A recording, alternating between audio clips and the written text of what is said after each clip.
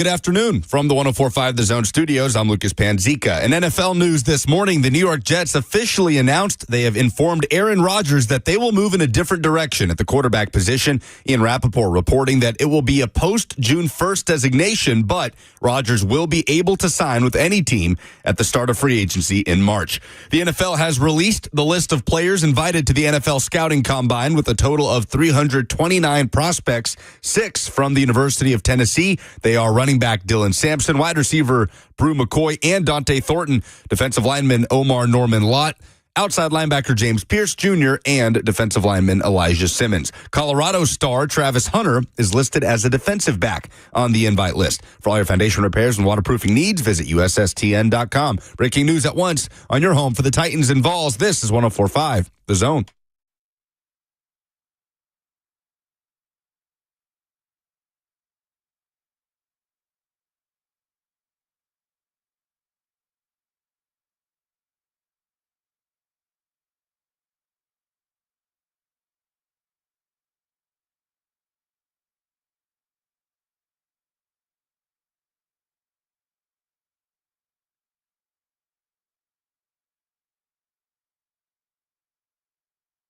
Zone powered by all Four Seasons Garage Doors. How much of that intro did they actually hear, Jackson? About the half of the sponsor. Yeah, so this is cover 2 with Blaine Bishop and Zach Lyons as I see Jackson behind the glass just like roll across the producer office back there to get to the soundboard. But we're powered by all Four Seasons Garage Doors, 615-737-1045. And the question I have for you people today, the people, the masses. Is there anybody out there willing to defend John Robinson? Because I've heard a few callers call in. I've seen a few people in the chat try to talk themselves into that the John Robinson era wasn't as bad as how people make it out to be. So I want to hear from you because, we're talking about 3 straight F- draft classes, an A.J. Brown trade, and other moves that have kind of facilitated this. Because I heard Buck and Lucas talking about, Lucas kind of pushed back a little bit on this. The first question out of the Jacksonville Jaguars' mouth will be how much do you love Brian Thomas and are you going to trade Brian Thomas? And I'm thinking, I don't think that's the first question. I think the first question is going to be, did you learn anything from these last 3 drafts that you screwed up?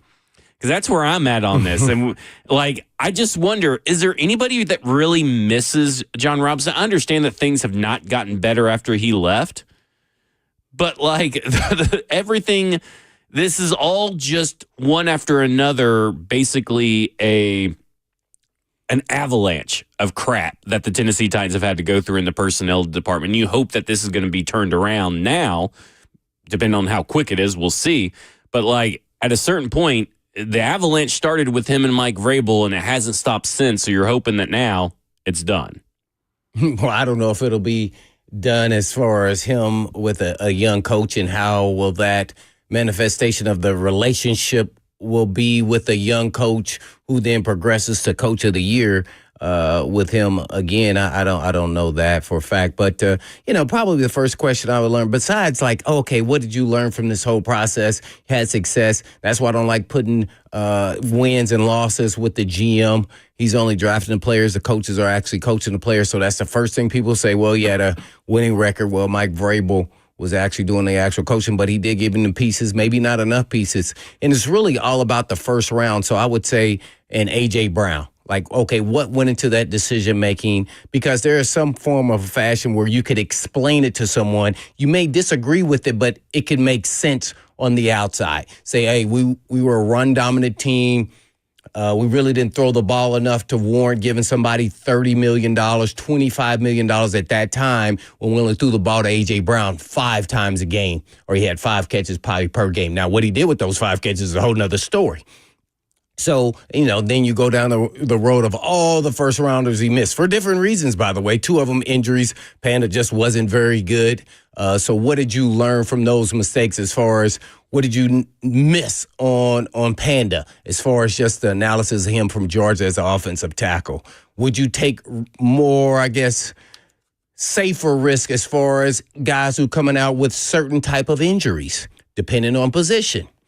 So these are the things I really believe everybody deserves a second shot. Now, how you get back to that second shot is another story. Maybe you have to go work back up to the ranks, and move up, or be just director of scouting or college, or just a director of NFL. Maybe I do find it a little suspect if I'm a team owner, right? Mm-hmm. Why didn't you go somewhere else? And now I know he's getting paid, but why didn't we you got to stay look at in the game? history, though. But you got to look at the history of what happens. Now, Dimitrov, if he's still in the game, and we say he's proven correct, well, he hadn't got a job. Why didn't he get back in? I mean, it's hard to kind of start that whole process. He's kind of stayed around. That's why I said he was with Tampa Bay last year. He just showed up at a camp. Yeah. Right. Of course, they have a relationship, but it's really hard to get back in. Maybe you want to parlay that I'm participating, but not, so you come back in at a higher position. Because even Reggie McKenzie, you look at Reggie McKenzie and Dave Ziegler, they at least stayed in position somewhere. Right. And so to me, I'm kind of thinking, why wouldn't, to your point, when you are you're a former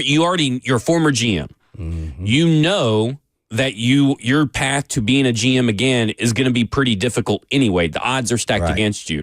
So why not stay in maybe on staff somewhere else? Why not call in a favor somewhere else and try to get back on staff? I'm not saying that he's not hireable, but why, from his perspective, I'm thinking if I'm his agent, I'm like, dude, we got to get you on staff somewhere because that's the path to get Maybe back that's there. what he was trying to do, and it just didn't work out. Maybe. That's why he was at the Tampa Bay. That is a New question. England. That is a valid question to ask him. No doubt. So, and if you want to stay around the game and, naturally you want to say, okay, I want to take a break, think about what I've done throughout this process. And you can say that he went to some of these training camps, kind of having a little more, conversations and building also more relationships too at the same time. So, hey, I'm just big, everybody deserves a second shot. At least you get one more crack at it, especially if you had some form of success, which they did, whether you want to give him credit, variable credit or not. They early on had success with Malarkey's mostly team, and then variable, lasting it and then taking it further. And he was part of all of that. Yeah. So. And you got to understand, also when we're talking about, how the Tennessee Titans, Brinker and Bergonzi said they would love to have 12 top 100 draft picks over the next 3 years. Well, in those 3 drafts, the Isaiah Wilson, the Farley, and the Burks draft, he had 11. He was almost right there with it. The problem is that they all stink. And then you got the ones that are in the back half of the draft that pretty much stink. I mean, you can make a case that Chig is probably worth the 4th round pick. I mean, I wouldn't say that he's been exceptional or anything, but he's worth it. But you got guys like Monty Rice in there, Darrington Evans. I just look at that and I'm just like, what was that one running back he picked? I want to say that was Darrington Evans. Oh, Darrington Evans. Oh, I thought then there was Hassan Haskins, but he was on the top. He was out of the top 100. But when you start looking at it, you're like, it's not just. And listen, first round picks are the most important, but it's not just the first round picks. It's not just the AJ Brown. It's all that plus these draft picks that have failed miserably over 3 years. And then think about this. His unwillingness to change, his unwillingness to adapt, his unwillingness to have an analytics department. He famously said, I am the analytics department. And now listen, maybe he's learned from it. Maybe he has changed. And listen, if he's going to change and now be in on analytics, the Jaguars would be a good place to go because they have an analytics forward thinking building already established. So he wouldn't have to build one. He could lean on someone else that already has that kind of, I guess you would say, aptitude for analytics. But at the end of the day, I just don't see it happening because you going from one former GM and Trent Baalke to another former GM and John Robinson. I just feel like there's got to be someone else out there that probably it interests you more. Maybe doesn't have the resume, but interests you more. Well, on the surface, that sounds great. But really what happens when you're doing an interview is who do you connect with? Yeah. And if that's what happens in the interview, what Shaq Khan did. So, you know what? I would just find it very hard John Robinson and them all connect. That's what I'm saying. Yeah, I'm with you. That's what, any job there. So, do I expect him to get the job? Probably. I would say it's like 90% probably not, but you just never know. I'd love just for the storyline, because then you have to play the Titans twice a year. Yeah. And just see how it all matches up. Get to play Vrabel next year. So, however everybody talks about it, they're going to, and these guys are not even part of the playing part, but they are part of putting the teams together, being the head coach. So, I love it. So great. It would be interesting to see because there's so many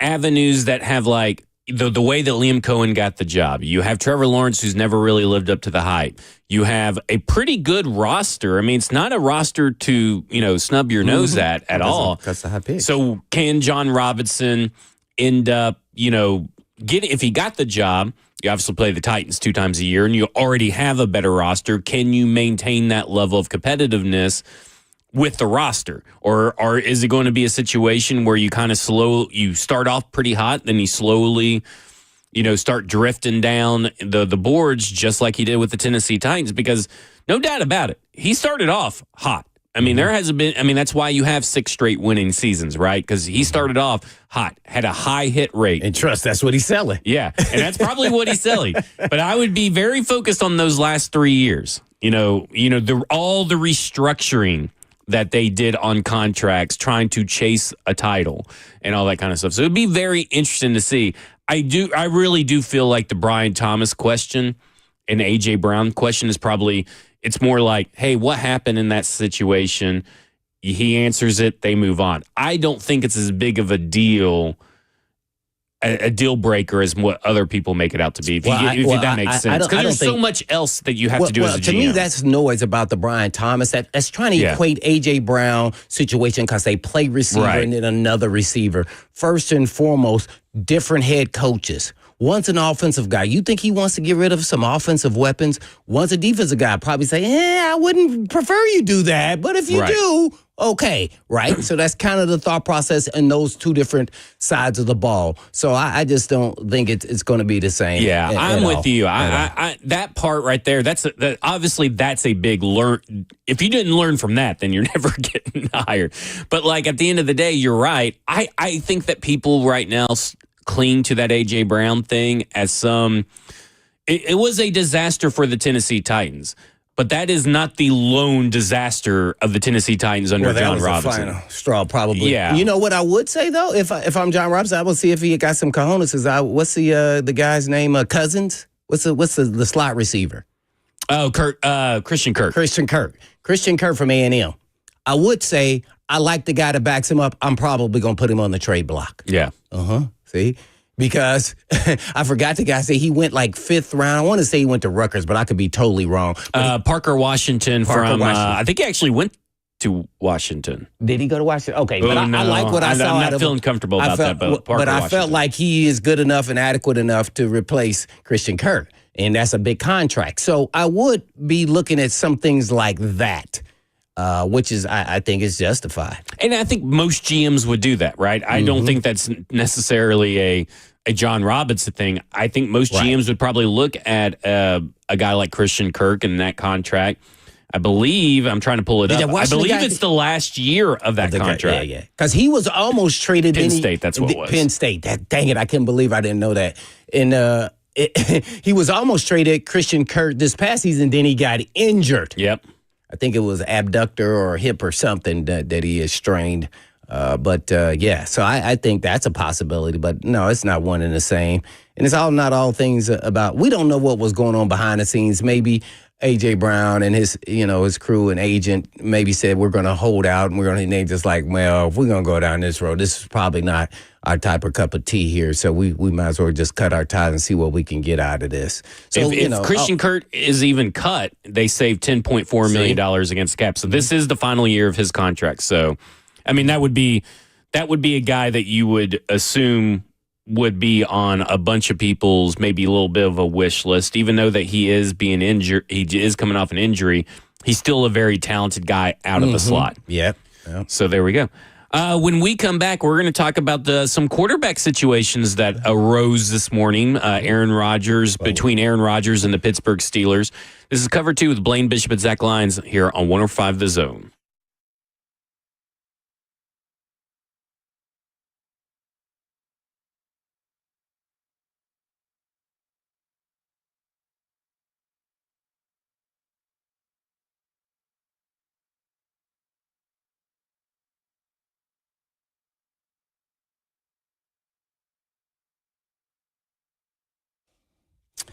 As an athlete myself, I know how frustrating nagging pain or injuries can be to your performance. So if you have a nagging pain or injury that's been keeping you from fully enjoying your favorite sports or activity, now is the time to finally take care of it. And spring is a great time to make this happen. And Edge Peptide and Hormone Therapy has multiple regenerative treatment options for treating and healing and recovering from your injuries or pain. And Edge has everything from PRP treatments to stem cell therapy. And Edge focuses on your body's natural ability to heal, and the ultimate goal is to always avoid surgery if possible. So reduce joint pain and inflammation, promote tissue repair, and even improve mobility and function, which is always keys to success. So call Edge for a comprehensive consultant to create the perfect treatment plan for you at some of the most aggressive prices you'll find in the area. And all you have to do is just go online and check them out at edgepeptide.com. Yes, that's edgepeptide.com, or you can just give them a call today at 615-724-1878. That's 724-1878.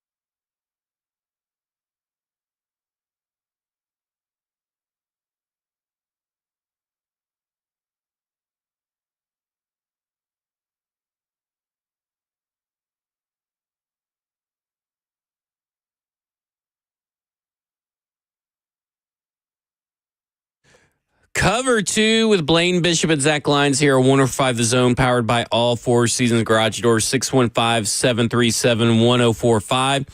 And so a little quarterback rumor mill got started up this morning. A couple people saying some stuff's true, some stuff isn't. But it all started with Ryan Burr, Ryan Burr is Big Ten Network Hoops, but apparently he's very connected in the organization. So, because according to other people that have,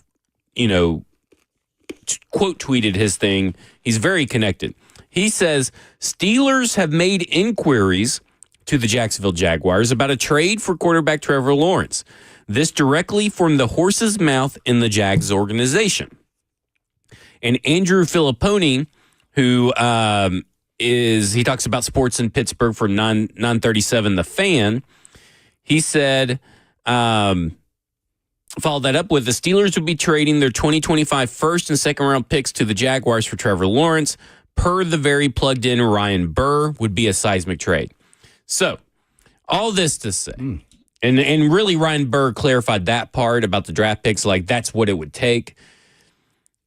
The Jaguars obviously are not going to be trading Trevor Lawrence, but what this is more about the Steelers than it is the Jaguars for me. And here's why, is that, again, this is another person. Albert Breer has constantly been trying to connect Matt Stafford to the Steelers in a trade.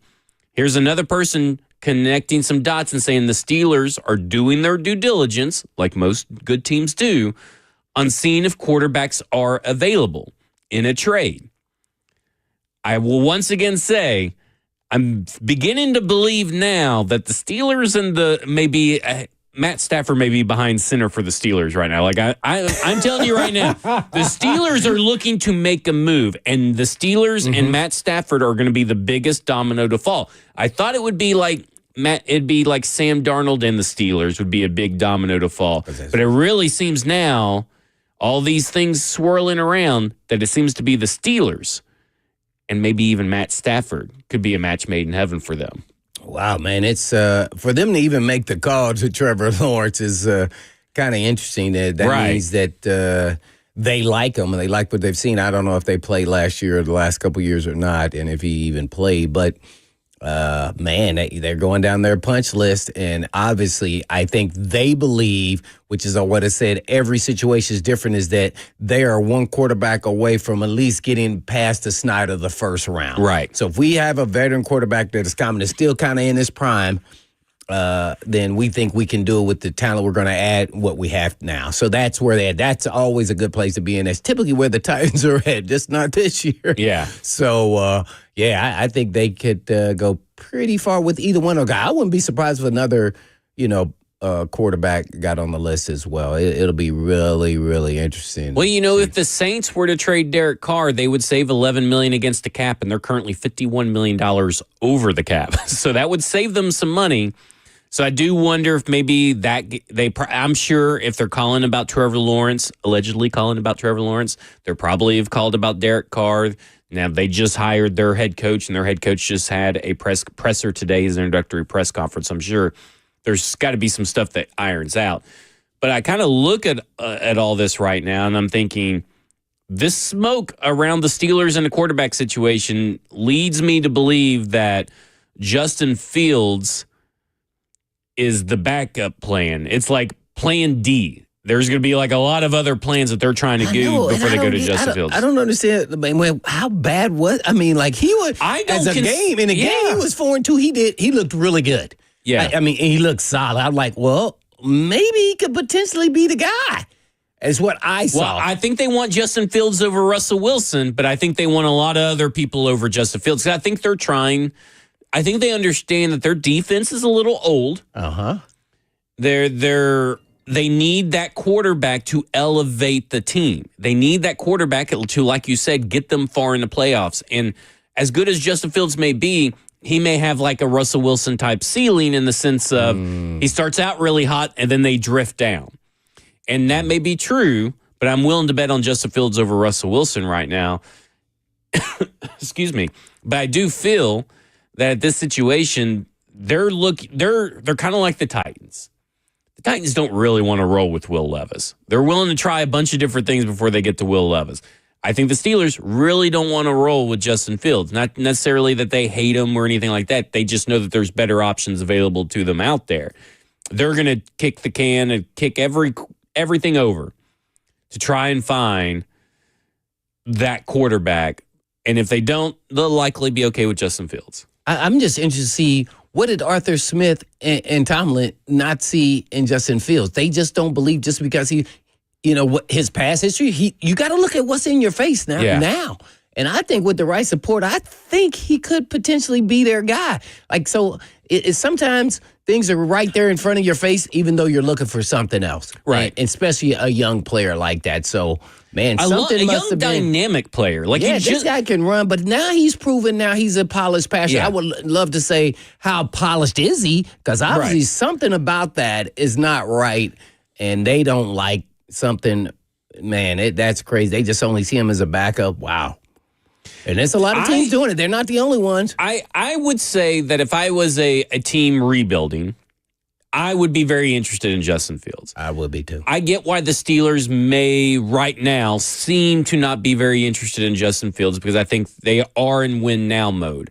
And you got certain players, again, I look at the defensive side, which has carried that team for a while.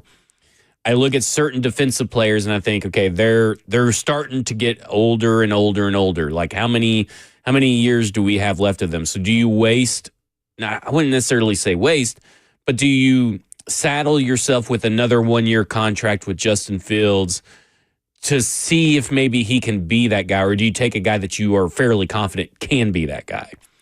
But if I'm a rebuilding team, I don't see how you can watch the film from the Steelers and watch the games from the Steelers and see him go through his progressions, go through his reads, make quick decisions, and see that not only does the film show you that, but the data shows you that, and not be interested. I understand that he may not be the perfect scheme fit. I understand that maybe you didn't like him as a prospect, but like you said, it's about what's in front of you now. And what's in front of you now is a guy that has a similar skill set to what you just saw win the Super Bowl.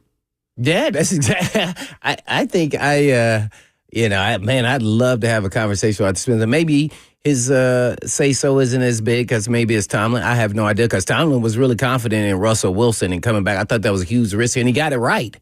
But, man, Justin Fields actually played. To me, he fits the RPO system, which is what Arthur Smith runs half of the time. So, man, I guess that's a great, 1B quarterback, I guess, but you're looking for something else. But you put all your eggs and chips in that guy. I'd love to know inside his head, like how he is in his preparation, because it seems like to me, they would identify that he could be that guy, and they have it. So that's what, red flags somewhere around here. I like Justin Fields actually as another bridge for, if we want to give it that term, bridge to the Titans as well. I'd be mobility fine with that. Behind maybe a shaky offensive line at times. We know for sure. We don't know who the pieces are on the right side, but it's going to be a little bit shaky in the beginning. He can run. He's mobile. He's durable. So, he's another quarterback I put on my list. Yeah, I look at it to me, and, I watched, a few of the Steelers games and all this stuff, because I had Justin Fields in one of my fantasy football leagues. So when I have someone in my fantasy football leagues, I like to go watch the games and stuff. And I'm like, man, he's really improved as a passer. And isn't that kind of what you're looking for from these younger guys? Maybe these younger guys that another team gave up on them for, different varying reasons, is improvement. I feel like Justin Fields has improved as a passer every year he's been in the NFL. I completely. And then he had kind of hit like, he's turned the corner those last 6 games or so, and then they let him go. Right. They already traded him, one of the two, yeah. And so I kind of look at that and I go, why not take a chance on Justin Fields if you're any team? Because right now, I think that you've seen enough progression to say, hey, again, we're rebuilding. Like if I'm the Saints, okay, here you go. This is a good example. If I am the Saints and I know I am blowing everything up, and I am Kellen Moore and I just came from the Eagles and I saw that quarterback and what I could do with that quarterback, why wouldn't you blow it all up at the Saints and take a chance on Justin Fields. That's, to me, seems like a no-brainer. Get yourself out of cap hell that you put yourself in. You're an aging roster anyway. Cut your Taysom Hills. Cut all the people that you can cut. Trade all the people that you can trade. And bring in Justin Fields and start from scratch with Justin Fields, Rashid Shaheed, and Chris Olave.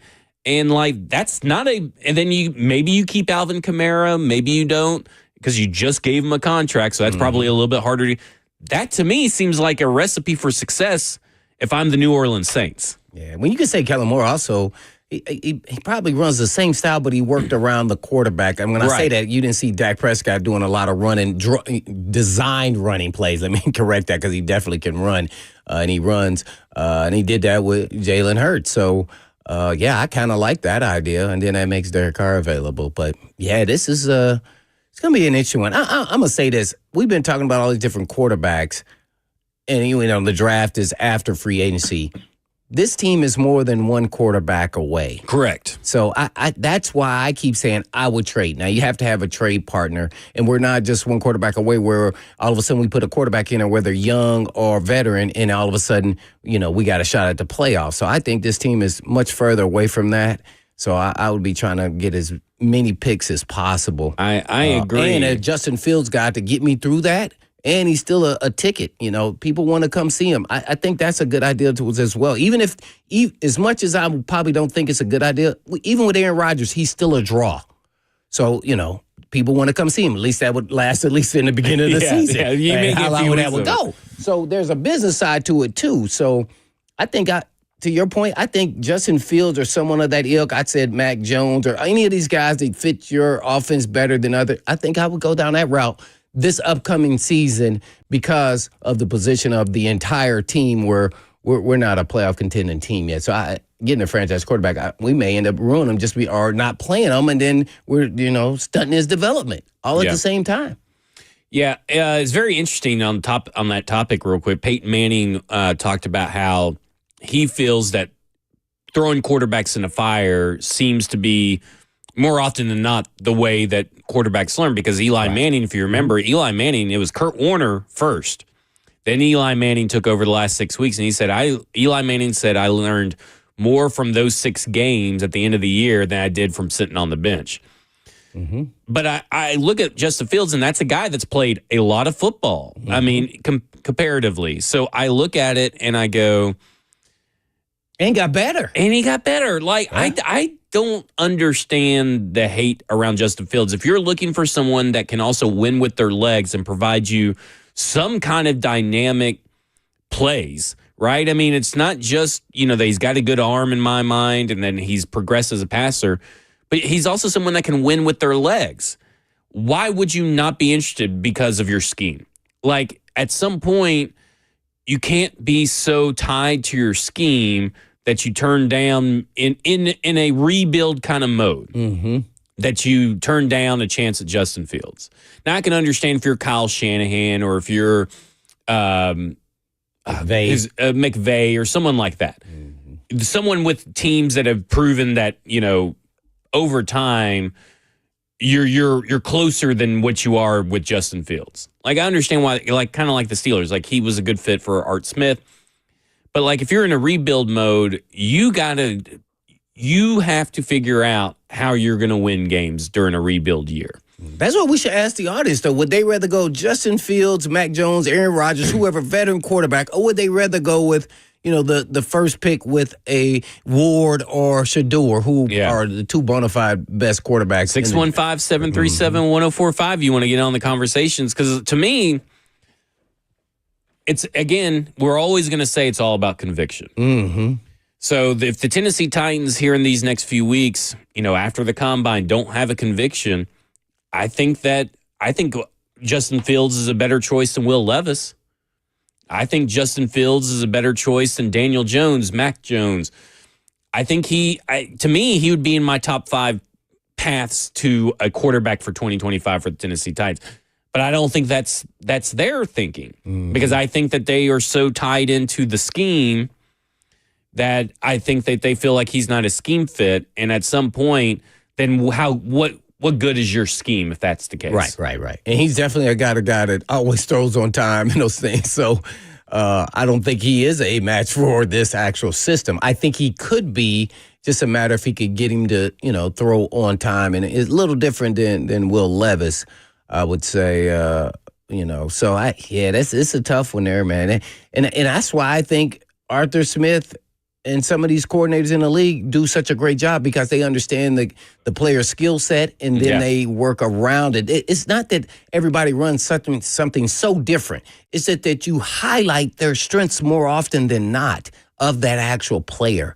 Everybody kind of runs the same plays to a certain extent. Right. Some are just better at play calling on game day, and then preparing for your player to working to the best of his skill set. So that kind of frustrates me, because that's why I think some players have success more often than not, especially at this position. That's why I thought Sam Darnold, in the right situation with all his skill set, I thought, oh man, he can be good. That's why I think Justin Fields can be good in the right atmosphere. Let's bring up Sam Darnold real quick. Just Kevin O'Connell, he's gone through a myriad of quarterbacks between Kirk Cousins and Sam Darnold, and they all looked pretty good in this system. Right. They didn't yield wins, but them themselves in a vacuum all looked pretty good. And they're all different, right? Yes. Kirk Cousins is different than Josh Dobbs, who's different than Sam Darnold, who's different than Kirk Cousins. So that then tells you that he worked his system around their skill set. Exactly. To still have success as they're passing the football, whether it was wins or losses. But they had success because we all know he's the play caller. So I just and sometimes you learn in games, their skill sets. You thought they were this way and more this. And I think that's what was going on with Callahan. And then I just think there was too much to overcome with Will Levis, with the offensive line as well, developing to a certain extent on one side of the ball. So that kind of made it really, really difficult to even see, dang, man, I don't even know if he can adjust to what we're trying to do to help him. Right. Let's go to Dwayne and talk about Justin Fields. Dwayne, you're on with Blaine and Zach. Hey, real quick, I would love Justin Fields to come to the Tennessee Titans. Not only because I'm an Ohio State fan, but because he would be a key piece behind the offensive line that we're not totally sure about, right? He can move, he can pass, and he's a proven quarterback. So in my mind, it makes sense to bring him in. At least give him a shot. Yeah, give him a shot. I'm with you, Dwayne. I mean, to me, thanks for the call. 615-737-1045. Remember, I said I'd go all veteran quarterback. I'm not going with a rookie quarterback. I'm probably bringing two different quarterbacks too, from Fields to Mac Jones. Who was the other quarterback I said? Jimmy G. Drew Lock. Yeah. You threw that name out there Drew last Lock week. was on last on the list. He would still be last on the list. You gotta. That's where we're at. Sorry, unfortunately. I'm trying to fill holes, and I'm trying to get out of that first pick, man. And I'm getting nervous now that they get stuck with having to take that pick, because number 2 and 3 in the draft teams, they make it just sit there and wait. Yep. Well, later on in the show, we're going to discuss, are the Titans what are the chances the Titans are going to have their hand forced at quarterback, because things don't go their way in free agency. Because we also got some interesting Aaron Rodgers news today that became final. We'll talk about that when we come back. We'll also get to your phones, 615-737-1045. Got you, John. This is Cover 2 with Blaine Bishop and Zach Lyons here on 105 The Zone.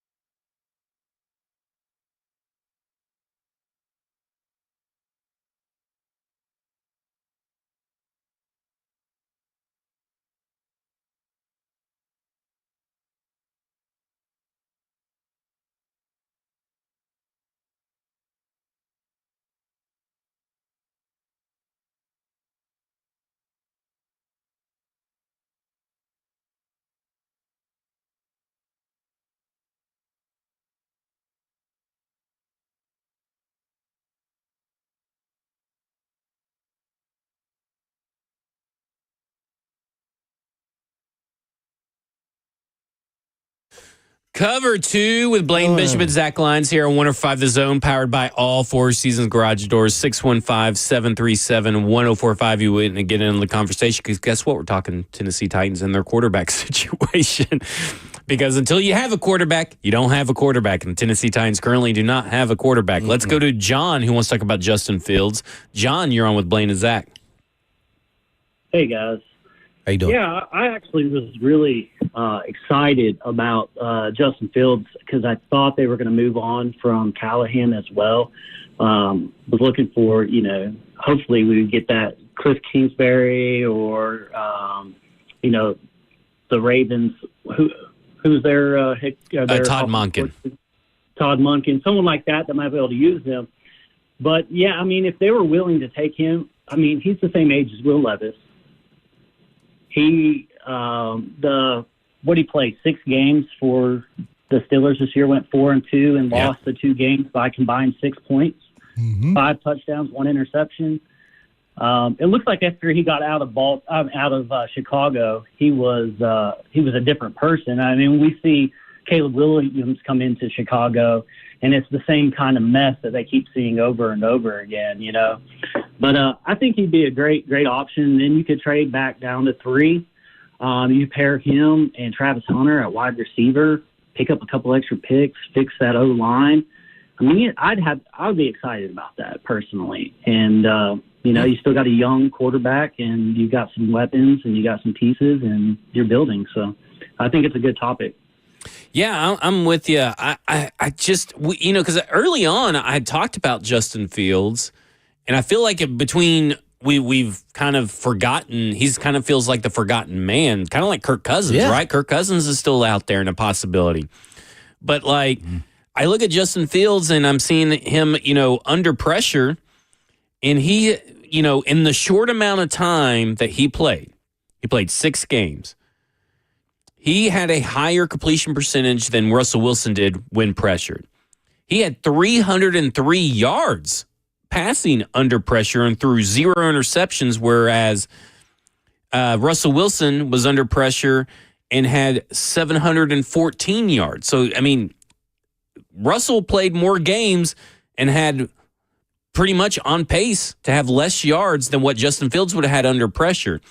He threw 6 touchdowns under pressure, so that's pretty good, but he also threw 3 interceptions. So I just look at it and I go, I don't really see a real flaw in his game to say that, hey, you shouldn't take a chance. Any NFL team should take a chance that needs a quarterback of some sort with a bad draft class, quote unquote, bad draft class. Should take a chance on Justin Fields. Because what if you got Justin Fields and then you get Kyle McCord later on in the draft? I don't know. I feel pretty good about the Tennessee Titans quarterback situation right there. You can let Kyle McCord sit for a year, see what he's got. Maybe he's just a perennial backup. But I look at it and I go, you could do a lot worse in this free agency class than Justin Fields if you're the Tennessee Titans or really any NFL team. Oh, that's 2 Ohio State guys.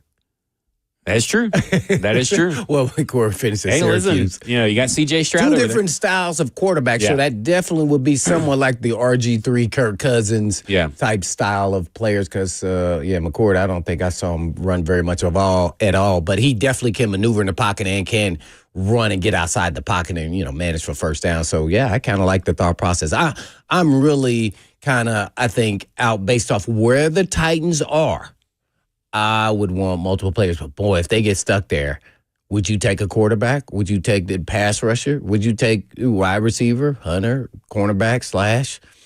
I don't, man, dang, this is a tough pill, but I think if you can't get Sam Darnold for under 40, then you start thinking about all these other options and where you want to go.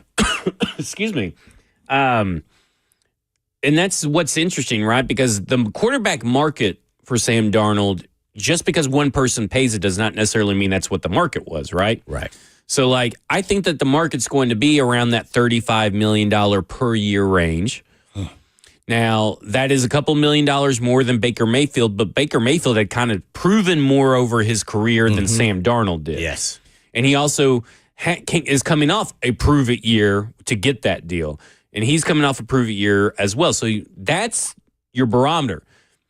Could the extra money come that really pushes him over the edge come from fully guaranteed money? Maybe that will go up a little bit higher. Maybe he gets an extra year in his contract that Baker Mayfield didn't get. But that's where I kind of think it is. But then you have the Las Vegas Raiders out there. One of the highest cap space amounts in the NFL. Where's Sam Darnold from? He's a West Coast kid. He went to USC at Las first. Vegas has currently, based on projections, $95 million in cap space. The next team of the quarterback needy teams is the Tennessee Titans with $49.8 million right now. That will probably likely go up. What's the Giants? The Giants are $47 million, but the Giants have a state income tax of roughly around 10.6%. Las Vegas, zero.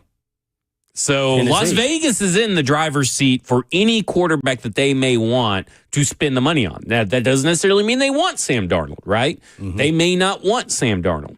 But if they want Sam Darnold, they can get Sam Darnold. So just because that one team maybe overpays does not mean that's what the market really was among the rest of the teams. So it will be very interesting about that. Let's go to Kevin, and who wants to talk about Sanders. Kevin, you're on with Blaine and Zach. Hey, guys, how you doing? Doing good. How are you? I'm good. Now, if I'm the Titans, it's Shedeur Sanders all day, and I'm going to tell you why. I wouldn't spend the money on a vet because I have so many other needs across the team that I can use that money to fill some holes. Number two, Sanders is going to put butts in that seat. And from Amy's standpoint, her merchandise, the Titans merchandise, is going to sell off the shelves around the country. I'm going to be honest with you. The Titans merchandise sale is going to be the highest it's ever been because of the crowd that follows him. And I will say this, if you take the team that the Titans had last year and you put him under center, he had a garbage line in Colorado, probably worse than the Titans line. Yeah. So he's used to pressure. He's going to win you 4 or 5 games more than what the Titans won last year with the same team. Now, all of this is just my speculation, but just, comparing the two. And then I would, and people probably blow me out of water on this, but I would keep Rudolph. I mean, Mason wasn't bad. I mean, he wasn't good, but he was more stable under center than Levis.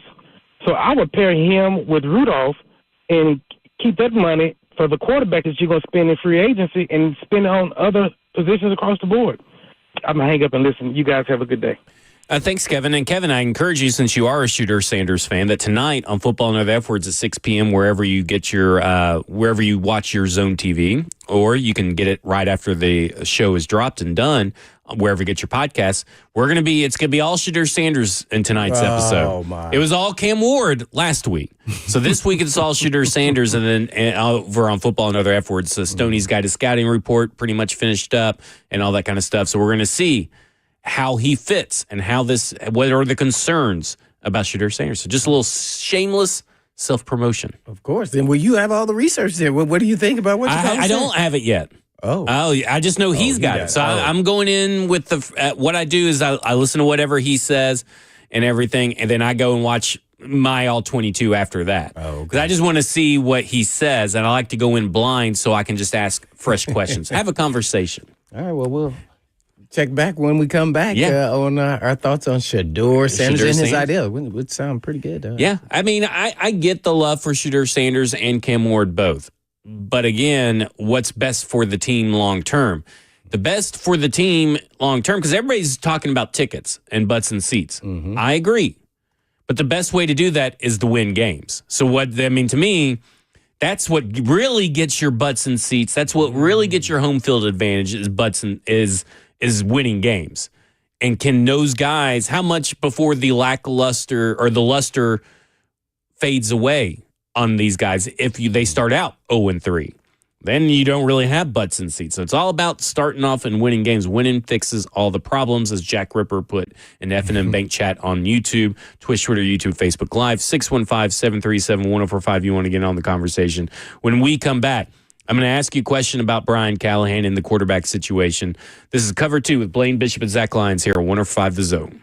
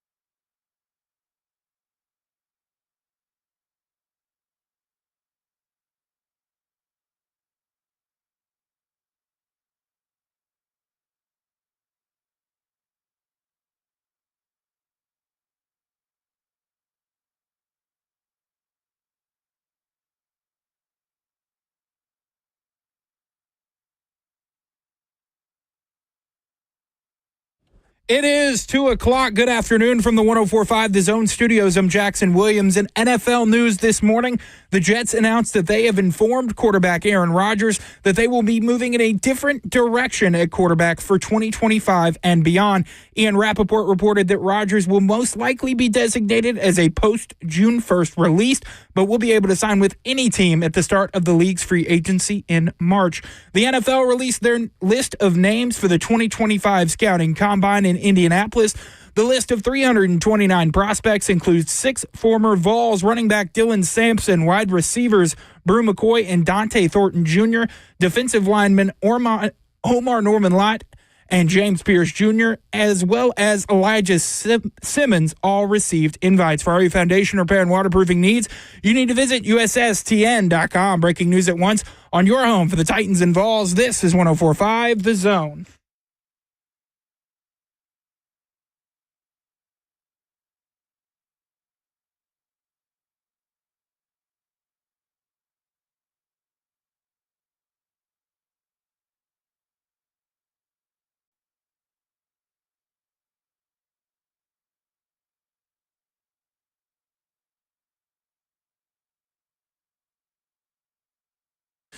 Cover 2 with Blaine Bishop and Zach Lyons here on 105 The Zone, powered by all Four Seasons Garage Doors. 615-737-1045 is the number, and it's official.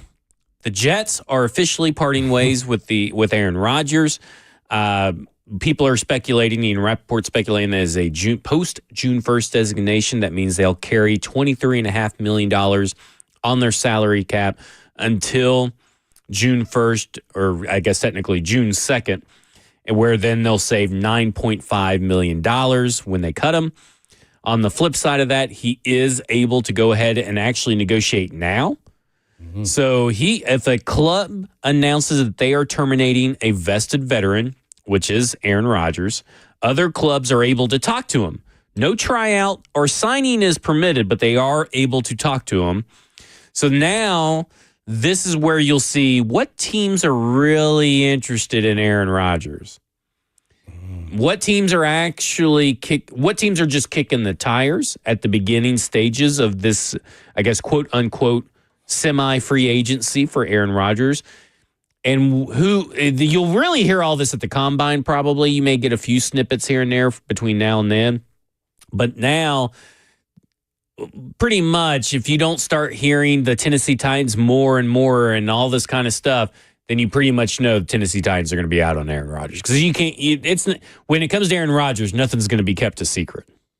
Oh, yeah, no doubt. It's always going to get leaked just because it's Aaron Rodgers. You got to entertain them when your Titans in the situation they're in. There's just no way around it now. How much do you want him as your preference, and how much does he fit with your scheme and system, and then how much is he going to be a mentor to the young players? And he doesn't check that box for me. So he would be my last option. When you're in desperate times, desperate measures, sometimes you got to do some things that you don't want to do, and you just hope that if you had to go down the road of Aaron Rodgers, that he'd buy into being somewhat more of a mentor to some of the younger players, because that's what you really need. And then providing that confidence level, being a director of, and being an MVP year and starting quarterback and a phenomenal Hall of Fame type player.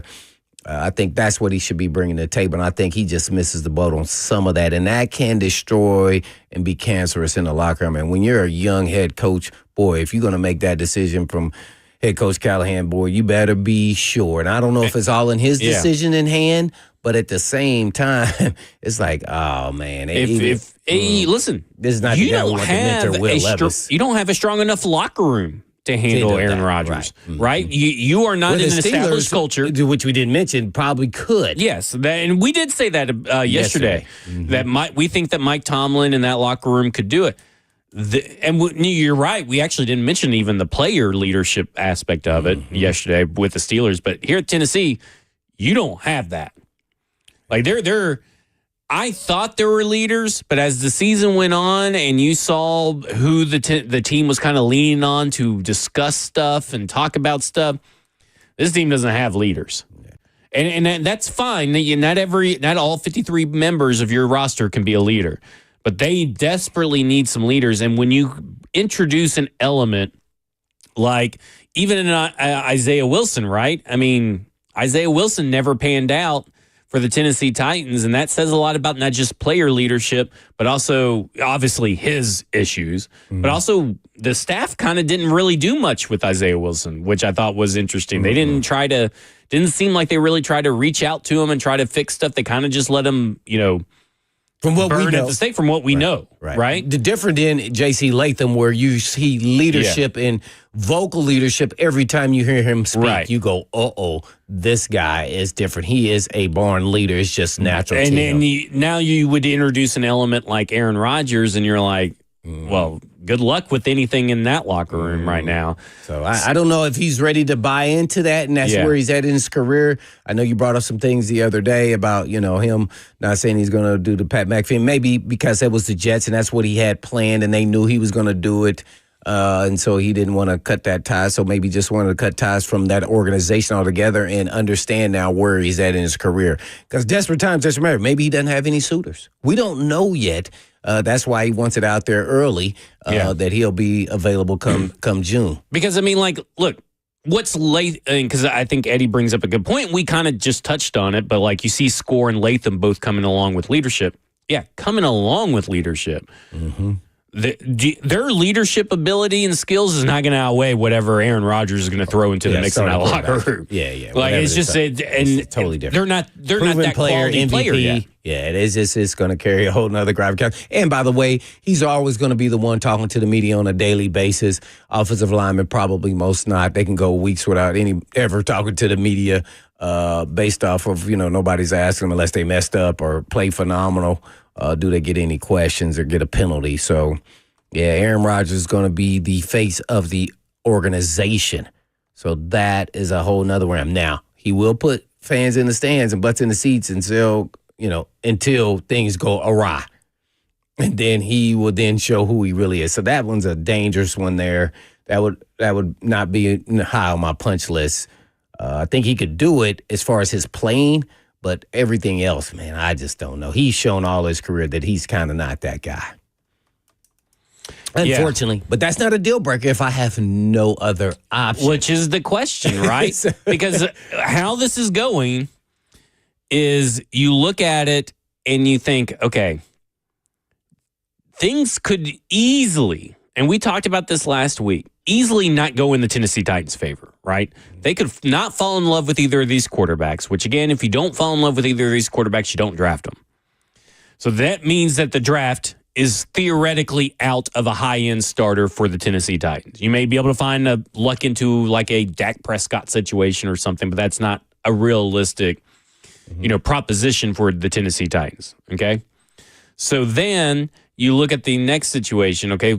What if they strike out in free agency and this? There is because look at it this way. Aaron Rodgers may not be wanted on the market. Nobody may want the Tennessee Titans on the market, right?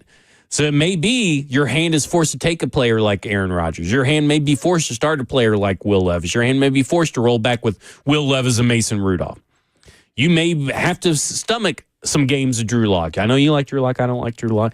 He's one of the options. I'm looking at the options. I may have to stomach watching Daniel Jones come out here and just be what Will Levis already has shown to be. So, it may happen. Who's better, Daniel Jones or Drew Lock?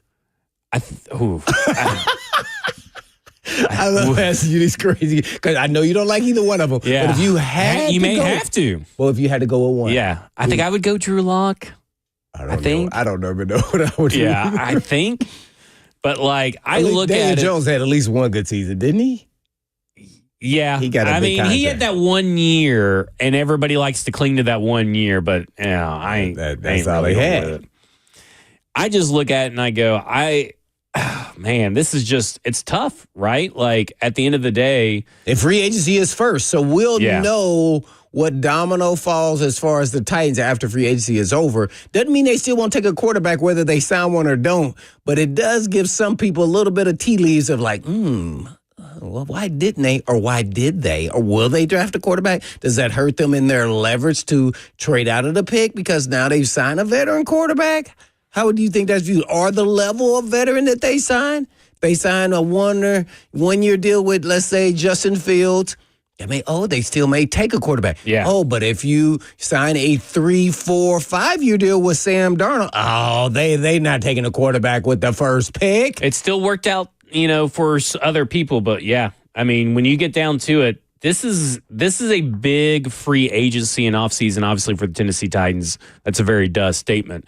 But, the quarterback situation is so important to everything else that's going on. And they have, again, let's reiterate, picked the worst time to need a quarterback. Mm-hmm. They have picked the worst time to need a quarterback. It is just utterly ridiculous when you get down to it that this is where they're at with it, right? I mean, at the end of the day, this is where they're at with it.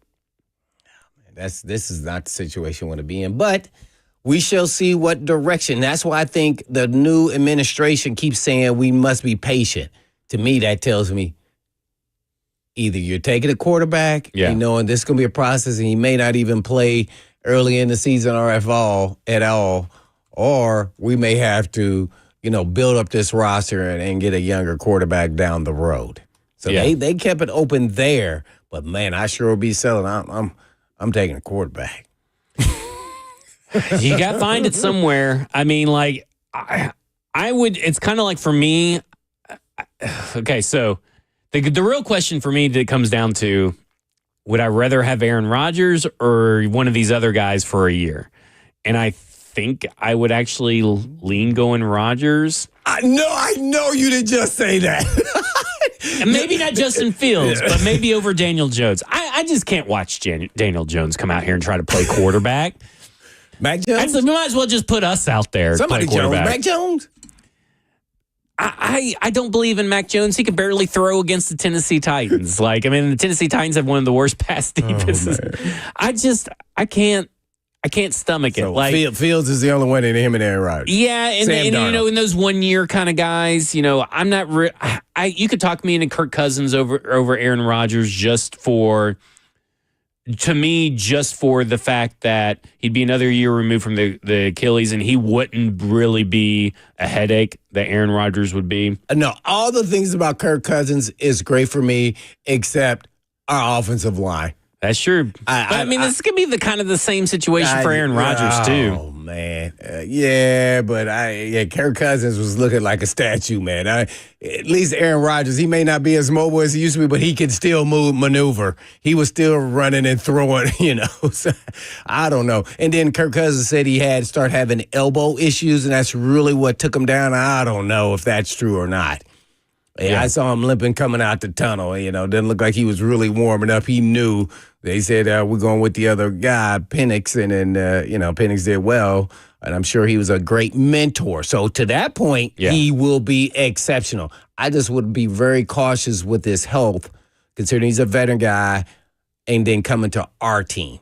Boy, as far as arm and what I want out of the quarterback, he checks all those boxes. Well, when we come back, we'll get to Dottie on the phone line. She wants to talk about the NFL draft. This is Cover 2 with Blaine Bishop and Zach Lyons here, 105 The Zone.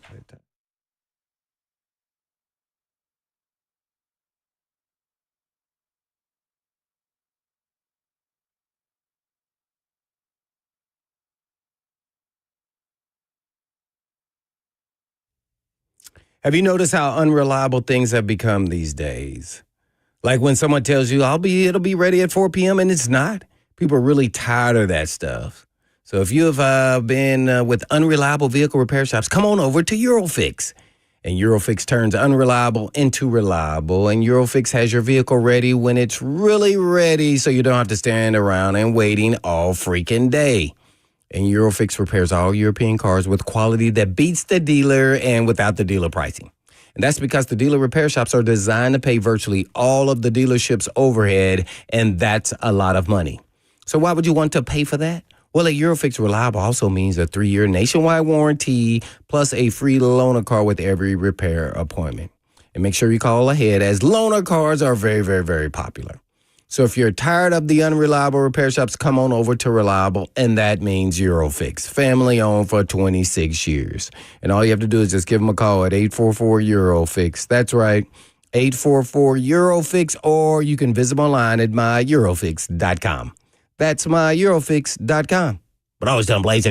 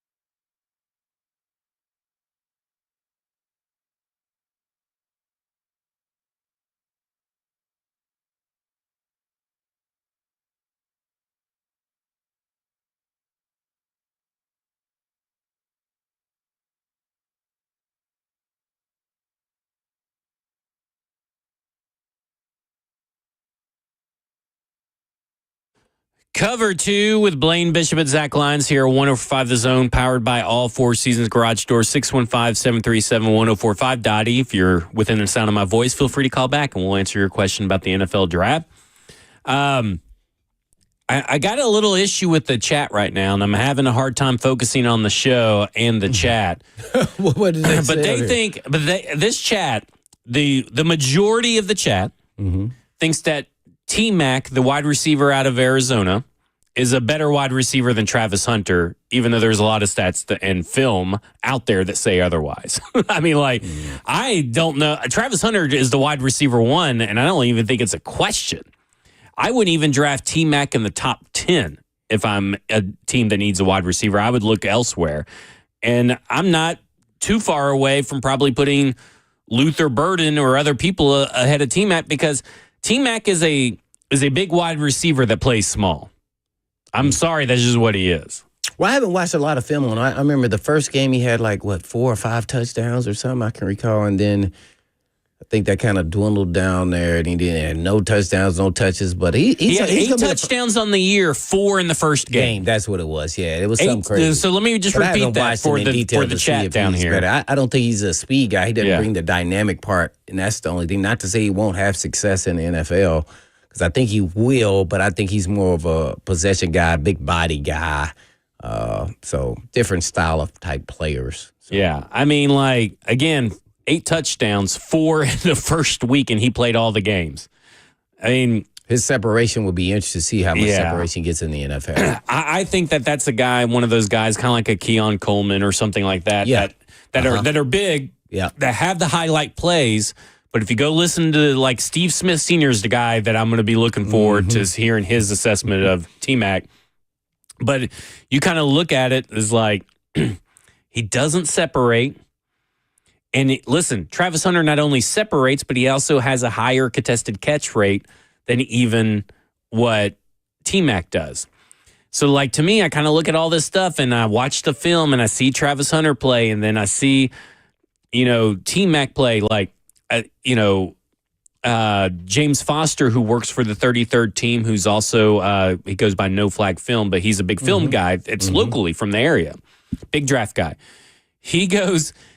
He says he put out a clip of T-Mac just getting bullied at the line, shoved on his butt by defensive backs. Now, this guy is roughly 6'5", 212, and is getting pushed to the ground. And in the quote of all these clips that he's amassed, in the quote above it, he says, "We need an X. Yeah, so does Arizona," talking about an X wide receiver. And he goes, "Yeah, so does Arizona." And it's clips of T-Mac just getting pushed to the ground by defensive backs that are smaller than him. Well, size into the issue. To me, I would say, okay, who are these corners? Are they NFL prospects? I would start there and then say, okay, how good are they? Are they even ranked? And then that'd kind of help me figure out what kind of potential he would have in the National Football League. I still think he's going to be a first-round pick, but, those are all projections. But there's concerns there for me from what little bit I've seen of him. Of separation. That's probably the only deal there. If he's a good route runner, great. I have no idea. But right now in college, you can get away with just being a bigger guy and then out-jump people. And he outran some people there in that 5 touchdown, I think, when I watched those highlights. Yeah, I mean, he was getting wide open against New Mexico. New Mexico, right. See, the level of competition. So you always are going to be a little leery of, okay, 4 touchdowns and only, what'd you say, 8 or 9 touchdowns total? Yeah, 8 touchdowns total, 4 in that first game. So he had 1,316 yards, 8 touchdowns in total. Very impressive number. Yeah. 304 and 4 touchdowns came off the New Mexico game. But I do see some qualities of probably in the league now, being that number 2 guy, pretty consistent just because of his size. Naturally, all these guys coming out need to be polished a little bit on their route running. But other than that, I think he's kind of the Keon Coleman. He could be late first round, mid to late, or even the early second round. I think that's what he brings. It's because of the speed element for me. Yeah.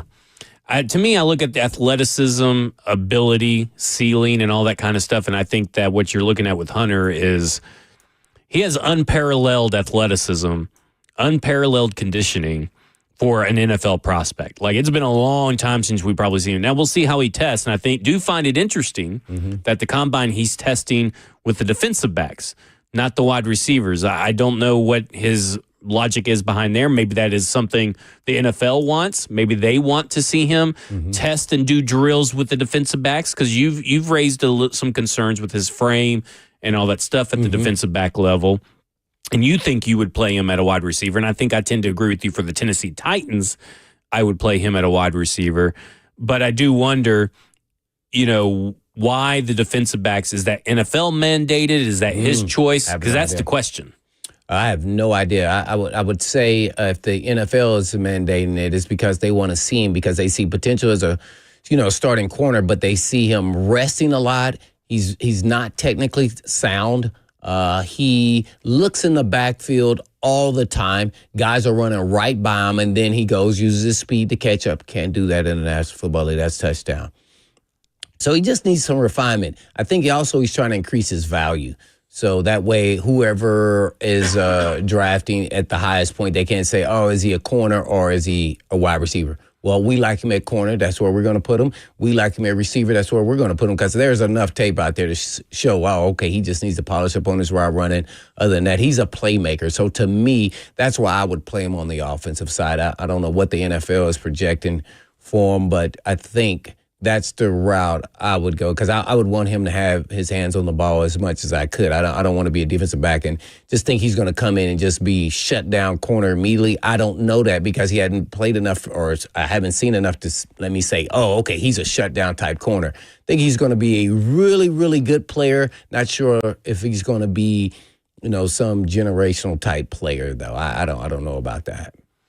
Yeah, I look at it like this. He has generational talent, but does he become a generational player? Super athletic. Yeah. Stoney Keeley said that on Ramon, Kayla, and Will on Monday on their show, talking about there's a difference between having generational talent, which Abdul Carter and Travis Hunter are. They have generational talent, but they may not be generational players. You get what I'm saying? Because he's not the first wide receiver that we've seen like this, or the first cornerback we've seen like this, or stuff like that. I mean, they're likely not generational players, but they have this generational talent. And I agree with that on Travis Hunter for sure.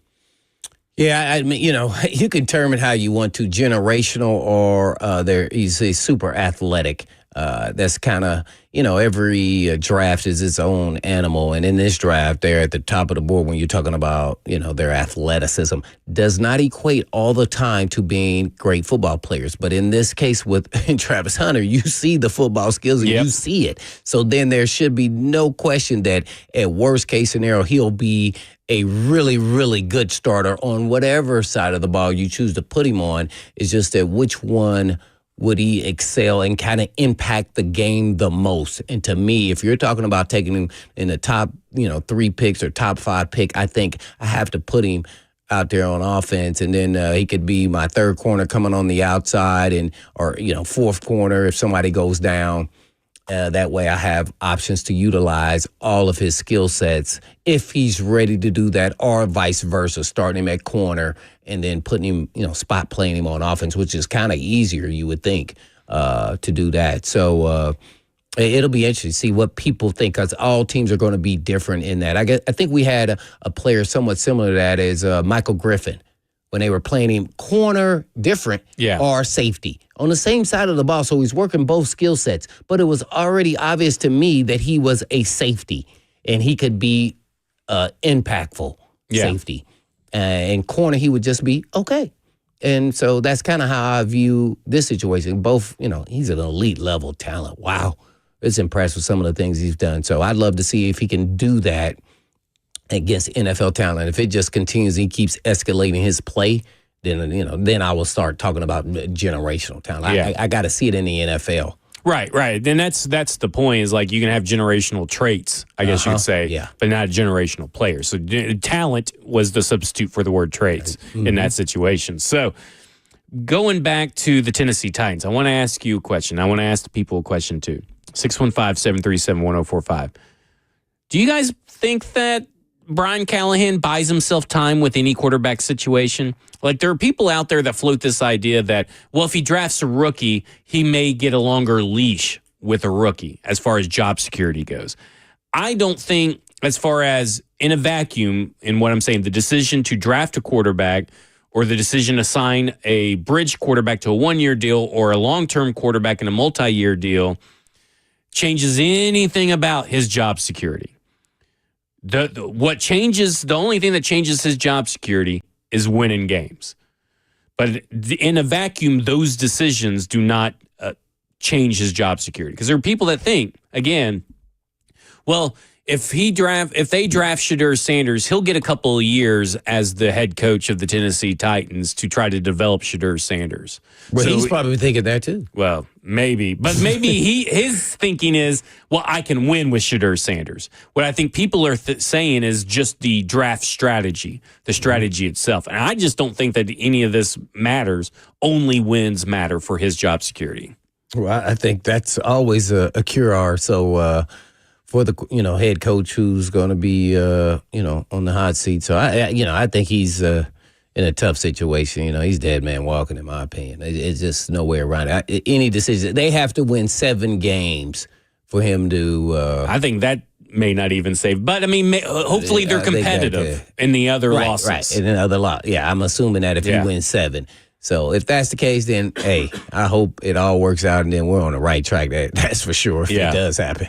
615-737-1045. See a couple of you guys calling in. Let's go to Josh, who wants to talk about Callahan. Josh, you're on with Blaine and Zach.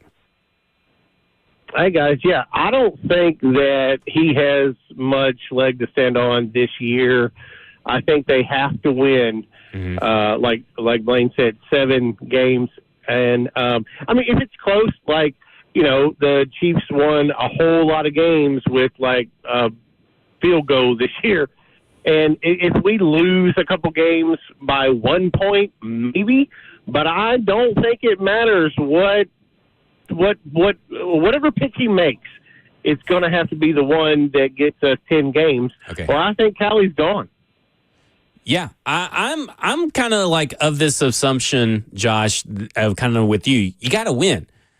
Just because you draft a quarterback does not change your job security. Just because you sign a quarterback does not change your job security. You got to win with those quarterbacks. You got to show promise, development, proof of concept with those quarterbacks. Because proof of concept was kind of iffy this year, right? I mean, wouldn't you agree proof of concept's kind of iffy? Yeah, sometimes. Good example. Caleb Williams, he was the first pick. And their staff was all fired, and they thought it was going to reboot, restart, traded Fields, and they couldn't win games with him, and they surrounded him with weapons, and it didn't work out. Yeah. He still threw for a lot of yards and all that stuff. A lot of that's because they were behind in a lot of games. But at the end of the day, you have to be able to win, games, regardless of who your quarterback is, if you want to keep your job in the NFL. Let's go to Alex, who wants to talk Brian Callahan. Alex, you're on with Blaine and Zach. Yeah, there's one thing and one thing only that's going to lead to Callahan's job security, and that's winning ball games. Yep. If they take a pick or a quarterback, the first pick overall, he has more job security. That's a counterintuitive argument because he's not making the pick. In best case scenario, he has third most say.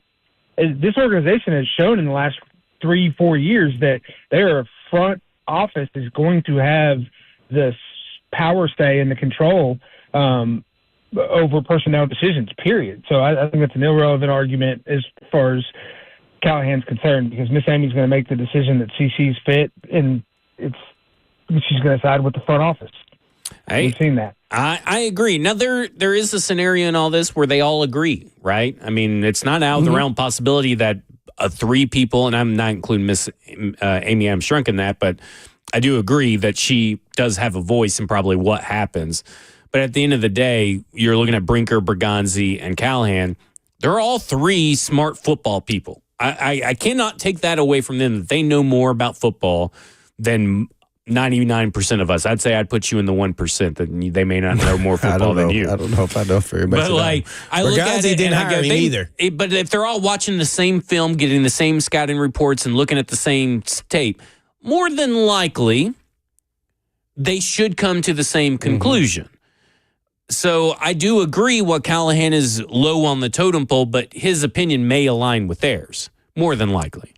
All right, for a strategy, if you're Callahan, would you make sure you're aligned with their strategy? Yeah, because I guess what they think of the quarterback? I mean, because I guess you could say, ooh, that's interesting. So I think I wouldn't make sure I am, but I would make sure that I am comfortable and convicted in whatever my choice may be. I got you. So if I'm convicted that Shedeur Sanders is my guy and Cam Ward is theirs, I'm making it very known, but I'm definitely going to be watching like 20 games of each, right? Like I want to make sure. You're deep in it. Yeah, I'm deep in it. And I want to make sure that my voice is heard, everybody knows my opinion, and if Cam Ward flames out, maybe that buys you a little bit of grace. But at the end of the day, you're the head coach. You're the offensive coordinator. You are the play caller. You are responsible for the quarterback's development, regardless of if it's your guy or not. Right. So, okay, I'm going to give you a scenario. This is what happens. All right, now we talk about Bergonzi, Brinker. What's his assistant's name that he's hired now? The assistant to Bergonzi? Ziegler. And then we got Callahan. Yeah. So we're going to go around and say, okay, what are your thoughts on the two quarterbacks? Okay. And then everybody's kind of going to talk about both of them up naturally. Then they're going to say, which one do you feel you like the most? And then that's when they're going to prepare. So if it's 3 versus 1, and everybody, let's say, well, I like Ward, and then Callahan say, I'm more of a Sanders guy. I think he fits my scheme and system. I get Ward, his upside is there, but as of right now, today, Shedeur is the better player, and especially in my system. And then they draft Ward. How do you feel as a coach? Well, if I feel as the coach, granted, it was no hassling over the comments or anything like that. It's just that they went that way. Well, then I got to make do. I'm gonna feel like crap. I'm gonna hate it. But I know that if I don't at least start getting on board and figuring out how to win with Cam Ward, then I know that I'm probably never getting a head coaching position again. Right. You have no. You never know. You're not promised another head coaching shot. So you going to work. I'm going to be mad. But I'm going to be like, damn. Like, how Aaron Rodgers was when they drafted Jordan Love. I'm going to be like, damn. Nobody told me that this was going to happen. But unlike Aaron Rodgers, I'm not going to sit there and pout. And I would hope that Brian Callahan does not sit there and pout. He starts getting in the lab and figuring out, okay, how do I get my system to go around Cam Ward? And I don't think he has to do much. Right. But, he's going to have to figure it out. He can't do what he did with Will Levis, technically, even though I do think all he was asking of Will Levis was just to play quarterback better. I think Cam Ward is a 10 times better quarterback prospect than Will Levis. But you got to figure it out to take advantage of it to keep your job. But when you watch the tape, though, there's definitely some warts in there. There's warts that's somewhat similar to Levis. I would also say it's somewhat similar to a lot of quarterbacks, not just Levis. But it's just that he has way more starts and doesn't throw the ball as much in. But he the puts starts, the wins.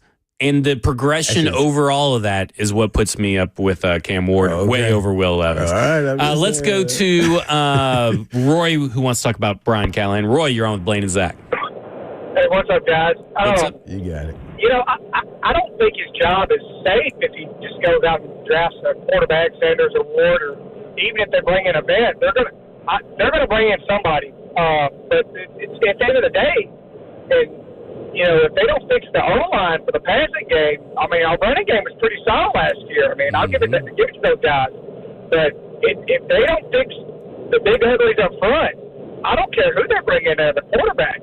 You're going to have the same thing over and over again. They're going to be running for their life and just throwing the ball like crazy and making boneheaded plays. So until they get that O-line where it needs to be, I don't care what they do with the quarterback. It's not going to work. So if they don't get that fixed and they bring an all-star quarterback in there that looks good and they don't win games, he'll be gone. So until they get the O-line fixed,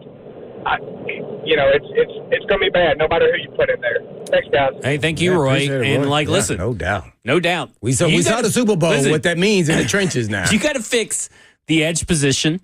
You got to fix the offensive line position. You got to add more wide receivers. You got to find a safety. You got to hopefully you pray that one of the inside linebackers you drafted last year step up. And you got to fix and really you got to upgrade your tight end position, and you got to fix your quarterback position on top of all that.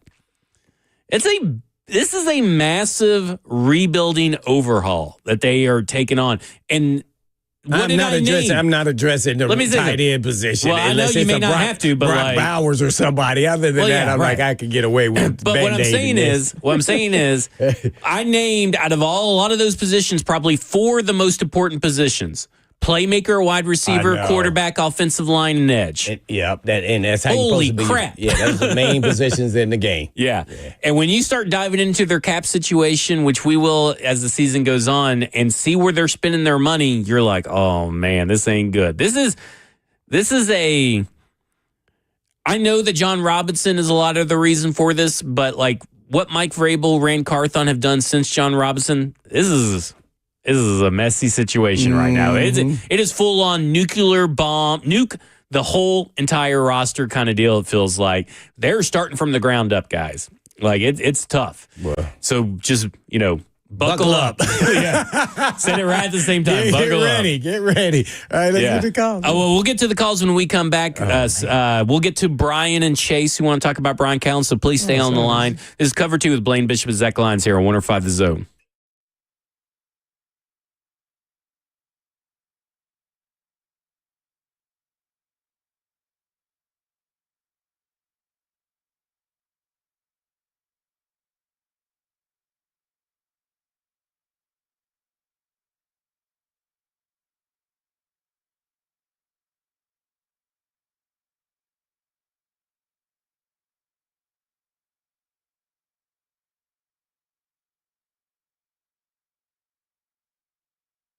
All right, hold on.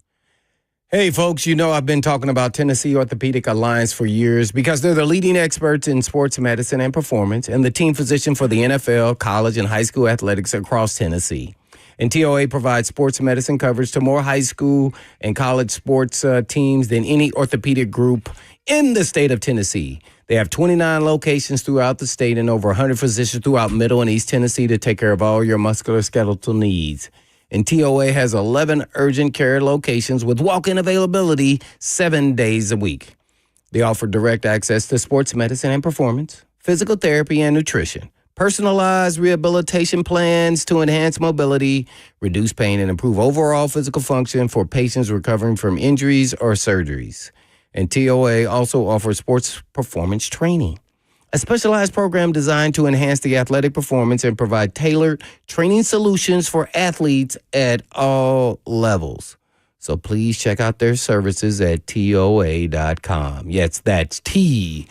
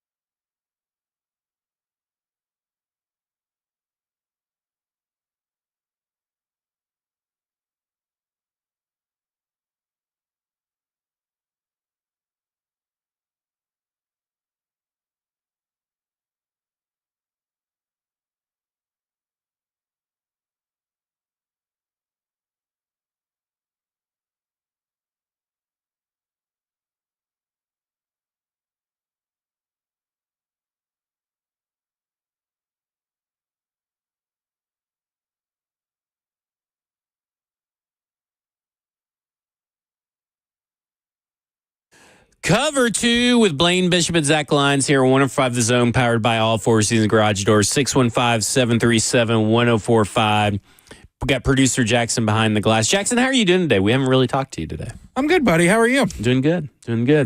Have you enjoyed the show so far? Been great. I appreciate that. It sounds like so full of enthusiasm. Let's go to Brian, who wants to talk about Callahan.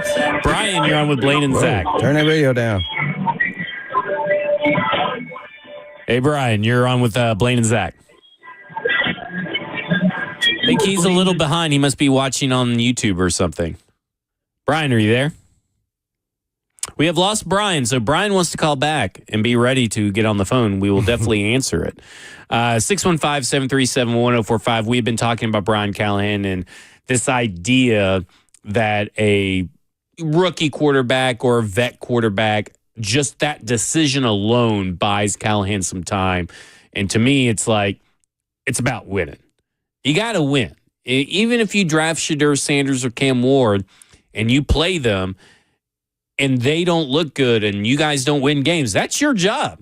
That's not the quarterback's fault. That's your fault. It all falls back on the head coach at that point. Because these guys, now listen, there's other factors and everything. That's maybe a little too black and white. Well, that's why we like it. But, like, at the end of the day, now you will have your offensive scheme will have failed with at least a minimum of 3 quarterbacks: Mason Rudolph, Will Levis, and one of these quarterbacks. Or a veteran. Or a veteran. It could fail with a veteran, too. Because Mason Rudolph was a veteran. I'm sorry. He had started multiple seasons, some games. And, man, I was expecting to see more based off what I'd seen him do with the Steelers. Yeah. And I was a little disappointed in what I saw. So then that hence then made me say, okay, how much of it's scheme or is it him? Because I felt like regardless if Mason was out there or Will Levis, the offense still kind of ran its same course. Now, sometimes because Mason Rudolph is a polished, veteran quarterback, he got rid of the ball a little bit quicker at times. But that ultimately didn't help the offense look any different in totality than the times when Will Levis started. Yeah. That's kind of how I felt. It never changed either. I thought it would, but it didn't. That's true. Let's go to Brian, who's back on the line. Hopefully he's ready. Brian, you're on with Blaine and Zach. Hey, how y'all doing, man? Doing good. How are you? Doing great. All right. I wanted to mention the Brian Callahan thing. The Titans kind of put themselves in a bind when they chose a first-year head coach and a first-year offense coordinator who wanted to do everything at one time. But the crazy thing is, I don't care who we bring in at quarterback, who we draft, we ain't going to win but 5 games next year because it's going to be the same thing. Mm-hmm. The same thing. So, and as far as you talking about Mason Rudolph a minute ago, the only reason why he did well at the end of the season with the Steelers is because he knew the system.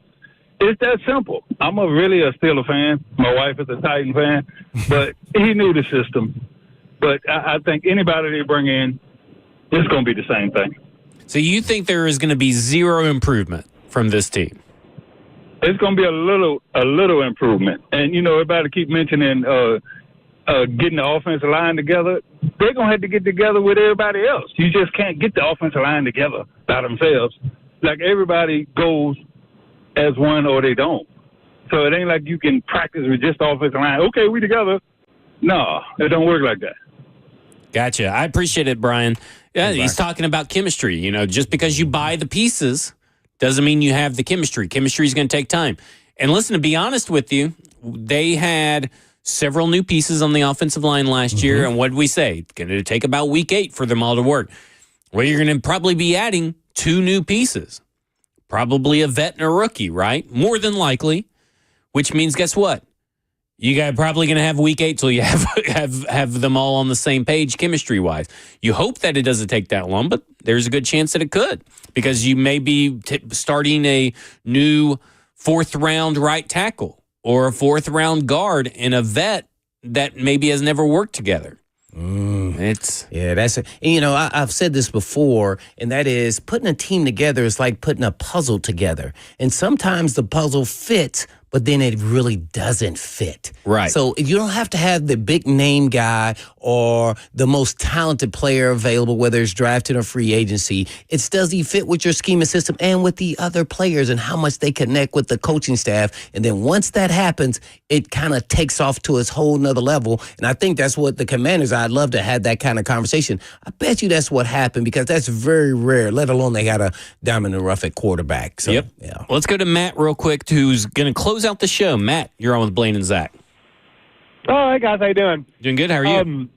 Real quick on Callahan, I hope I'm wrong. I am not optimistic. I'll be shocked if he makes it past next year. And to what your guys saying, like, if you're him, wouldn't you much rather get Matt Stafford through some trade than Cam Ward? Like, what are the odds that you get Jaden Daniels or Bo Nix? The odds are over history.